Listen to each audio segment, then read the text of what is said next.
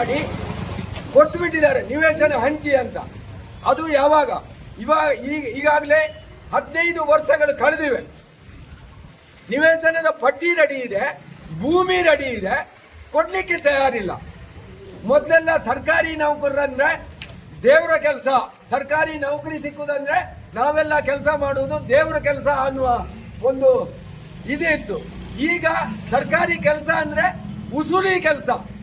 ಇವತ್ತು ಯಾಕೆ ಈ ನಿವೇಶನ ಹಂಚಿಕೆ ಆಗ್ತಾ ಇಲ್ಲ ಅಂದ್ರೆ, ಈ ನಿವೇಶನ ಬಡವರಿಗೆ ನಿವೇಶನ ಹಂಚುವುದರಲ್ಲಿ ಸರ್ಕಾರಿ ಅಧಿಕಾರಿಗಳಿಗಾಗಲಿ ಚುನಾಯಿತ ಪ್ರತಿನಿಧಿಗಳಾಗಲಿ ಲಾಭ ಇಲ್ಲ. ಲಾಭ ಇದ್ದಿದ್ರೆ ಇಷ್ಟೊತ್ತೊಳಗೆ ಆಗ್ಬಿಡ್ತಿತ್ತು. ಯಾಕೆಂದ್ರೆ 94C ಅಲ್ಲಿ ಇವತ್ತು ದುಡ್ಡು ಕೊಟ್ರೆ 25,000 ಕೊಟ್ರೆ ಸಾಗುವಳಿ ಚೀಟಿ ಮನೆಗೆ ಬಂದ್ಬಿಡ್ತದೆ. ಈ ಇದರಲ್ಲಿ ದುಡ್ಡು ಕೊಡುದಿಲ್ಲ ಇವರು ಚುನಾಯಿತ ಪ್ರತಿನಿಧಿಗಳು ಬಂದು ಇದು ಕೊಡಬೇಕು. ಅದಕ್ಕೋಸ್ಕರ ಇದು ಲೇಟ್ ಆಗ್ತಿದೆ ಅನ್ನೋದು ನನ್ನ ಒಂದು ಸ್ಪಷ್ಟ ಅಭಿಪ್ರಾಯ. ಇವತ್ತು ದುಡ್ಡು ಕೊಡದಿದ್ರೆ ಸರ್ಕಾರಿ ಕಚೇರಿಗಳಲ್ಲಿ ಒಂದು ಕಡತ ಕೂಡ ಇನ್ನೊಂದು ಟೇಬಲ್ಗೆ ಹೋಗುವುದಿಲ್ಲ.